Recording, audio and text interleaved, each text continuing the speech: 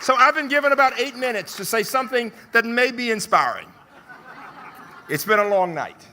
I am honored, so honored to have this chance to talk to you about mentoring and about relationships and about the wonderful work that you're doing. I get a chance to evaluate a lot of programs in education, and when I can see a program that brings together some of the most privileged people in the world with some of the brightest minds from all kinds of environments and challenges, and to see young women come up from graduates of College Park and a young Morehouse graduate who reads so beautifully, all of them. Give the students a round of applause for what they did, the alumni. And so I want you to think for a minute about this notion. The way we think about ourselves, the language that we use, the way we interact with each other, the values that we hold will be so important. We become like the things that we love. Relationships, dreams, and values. I grew up in Birmingham, as Mary said, and what is so significant is we came to understand that we could not allow anyone else, and this is to the young people in the room, those under, I'm calling young under 30, all right? Really young. You're still young when you're 40-something. You're my son's age, so don't miss my point. But we came to understand that the people who cared about us loved us so much that we were taught not to allow anyone else to define who we were, that we must define who we are.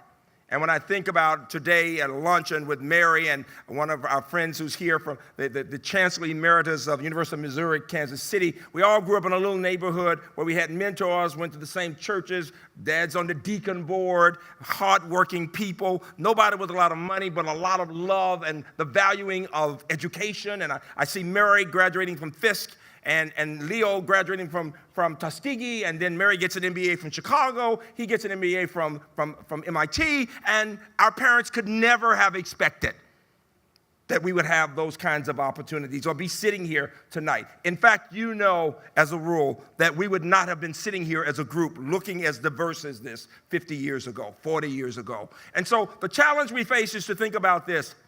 If CPE is to go to the next level, then we must first appreciate it has been an excellent ROI, a return on investment. Every time one of those young people came up and was so articulate and so filled with this feeling somehow that they were to be important in the world, to change the world, it was somebody, a mentor, that made the difference for sure. And when I think about what we need in our country now more than else, it is to help every child of any race, of any income level, to know that they are special, that there's something to be said about grit. My campus has this word, grit, that we use. The Chesapeake Bay Retriever is named True Grit. And we say that UMBC is the house of grit. And we say it's not about who's smart or who's not smart. It's about high achievement that comes from one thing, hard work, resilience, perseverance, that you get down and you get back up. And somehow what this mentoring program that you have does is to give them a chance to see the humanity of people who may be very different from themselves, who may have had all kinds of privileges, but who understood that of those too much is given, much is required. I think about my friends, Olympia and Jock here, and the way they've worked to make a difference, to say to our country that we have to come together and understand the common ground across races, across groups. I would suggest to you that each of you can think about the people in your lives who've made a difference, and there's always been somebody. You know, we in the Deep South believe in stories a lot. How many of you saw Steel Magnolias? Remember Steel Magnolias? And somehow, you know, some of you are not old enough. Go look at it sometimes. But the fact is that in the middle of the movie, there's this scene where somebody is talking with great bravado in the beauty parlor, and all the beauticians are looking at each other and saying, they're lying, right? And the person leaves, and Dolly says, there's a story there. Where every one of us has a story. You heard Mary and me talking about some of our stories. Each of you has those childhood experiences. I challenge you to be inspired first by your own story. Because without education, you would not be here. Without some people giving you that extra boost, you could not be here. And then I want those of you who are mentors and the mentees and the alumni to appreciate the idea of these relationships that we talk about. And so I challenge you to think about your values and the actions and your habits and fundamentally your character. I tell my students, your character has everything to do with who you are when no one can see you. when your mother's not there. And I close with a story because stories do inspire. My mom grew up, and my mom was a mentor to Mary. And Mama had grown up in a little country town called Wetumpka and decided she wanted to understand something about privilege. And so she worked as a child maid in Wetumpka, Alabama. And the distinguishing quality of the house was that it had a library. And the woman was kind enough, a white woman, a wonderful woman, who said, Maggie, when you finish your work, you can go into the library and read.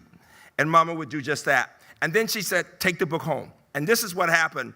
Her girlfriends would get really upset with her because they would say, come on outside and play.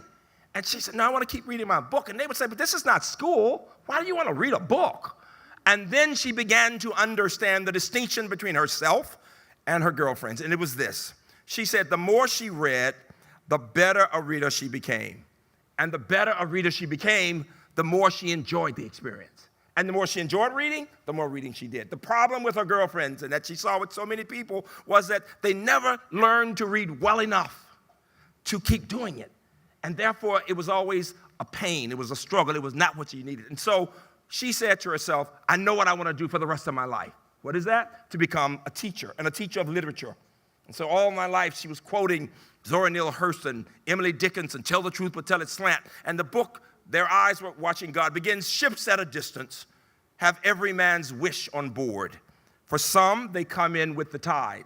For others, they sail forever on the horizon, never out of sight, never landing, until the watcher turns his head away in resignation. His dreams mocked to death by time. That is the life of men. And she would say, and women.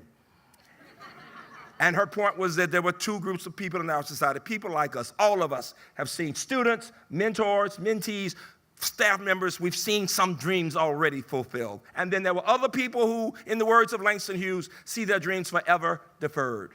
And the fundamental purpose of education is to help children to dream about the possibilities, and mentors help with that, and then to fulfill those dreams. When those students came up here, when that young man said with confidence he'll graduate next year, when those young women talked about going to other countries and now having fabulous jobs with Accenture and the Post, it was about dreams fulfilled for them, their families, but for this organization, or mentors. We all have this chance to pay it forward. At the end of my mother's life, as I close, we had brought her from Birmingham to Baltimore.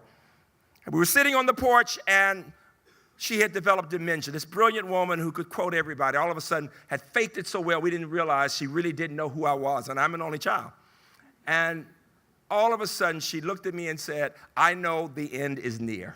You never want to hear parents say that. And I said, well, so what's important to you? And she said, what's important? And here's the word, relationships. She said, my relationships. She said, my relationship with my God. And she saw I was really in bad shape, trying to handle this. She said, hold on to your faith. You'll be okay. And then she said, my relationship with my husband, he's a wonderful man. She'd forgotten Daddy had died 20 years before, and you don't tell them differently. And then she shocked me. She looked me right in my face, and she said, you know, I have a son. And all of a sudden, my grief turned to anger, because I'm thinking, oh my God, she had a kid when she was a high school student and never told me about it. I was not just perturbed, I was pissed, all right? And I wanted to say, in the words of my students, TMI, too much information. If I haven't had a brother this one, don't you drop this bomb on me and die. I was not happy. I was looking very mean. And then she said, looking at me with the greatest smile, she said, he's a college president. She was talking about me, all right? But then I give you the gift that she gave to me. She said, but you know, I now understand. Teachers touch eternity through their students.